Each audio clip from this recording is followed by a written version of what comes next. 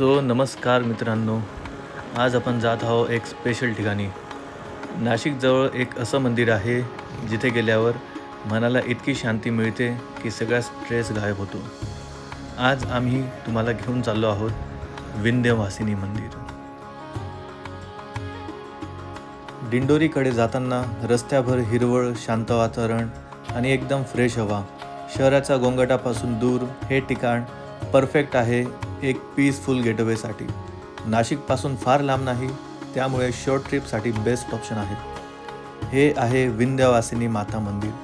इथली देवी खूप जागृत मानली जाते आणि अनेक भक्त इथे नवस मागायला येतात. स्थानिक लोक सांगतात की इथे मनापासून सांगितलेली इच्छा पूर्ण होते, म्हणूनच या मंदिराचं खूप महत्त्व आहे.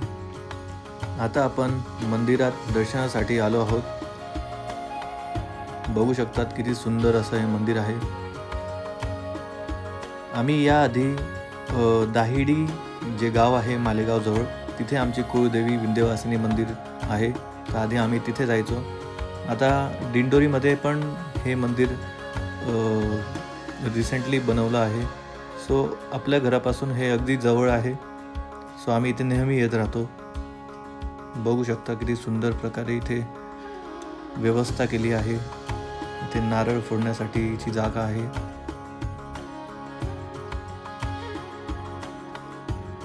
आपण आता मंदिरामध्ये जात आहोत.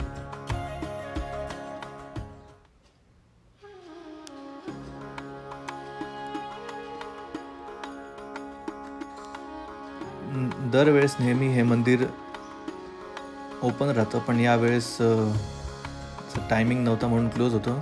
सो आम्ही पंडितला बोलवलं, त्यांनी ओपन केलं. इथे पाऊल टाकताच एक वेगळीच पॉझिटिव्ह एनर्जी जाणवते. देवीसमोर उभं राहिल्यावर मन एकदम शांत होतं. सगळ्या चिंता जणू काही इथेच संपून जातात. या विंध्यवासिनी मंदिरात दिसणाऱ्या 9 देवींच्या मूर्तींना नवदुर्गा असं म्हणतात. त्यांची नावे अशी आहेत: शैलीपुत्री, ब्रह्मचारिणी, चंद्रघंटा, कुष्मांडा, स्कंदमाता, कात्यायनी, कालरात्री, महागौरी आणि सिद्धिदात्री. या 9 स्वरूपांमध्ये देवी दुर्गेची वेगवेगळी शक्ती आणि रूप दर्शवली जातात आणि विशेषतः नवरात्रामध्ये प्रत्येक दिवशी एक रूपाची पूजा केली जाते. इथे फक्त देवींचंच मंदिर नाही, तर इथे भगवान शिव यांची सुंदर मंदिर आहे. देवीचं दर्शन घेतल्यानंतर महादेवांचं दर्शन घेतल्यावर एक वेगळीच शांतता आणि समाधान मिळतं. म्हणतात ना, शिव आणि शक्ती एकमेकांशिवाय अपूर्ण आहेत. म्हणूनच इथे येऊन दोघांचं दर्शन घेणं खूप खास अनुभव ठरतो.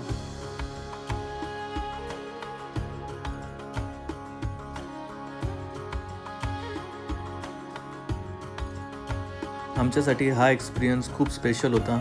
एकत्र येऊन देवीचं दर्शन घेणं आणि इतक्या शांत वातावरणात वेळ घालवणं, खरंच अशा ठिकाणी आल्यावर लाईफ थोडी पोज घेते आणि फील गुड होतं. मंदिराच्या भोवतीचा निसर्ग पण खूप सुंदर आहे. शांतता, स्वच्छ हवा आणि स्पिरिच्युअल वाईब. जर तुम्ही नाशिकमध्ये असाल किंवा आसपास येण्याचा प्लॅन करत असाल तर विंध्यवासिनी मंदिराला नक्की भेट द्या. व्हिडिओ आवडला असेल तर लाईक, शेअर आणि सबस्क्राईब करायला विसरू नका. जय माता दी.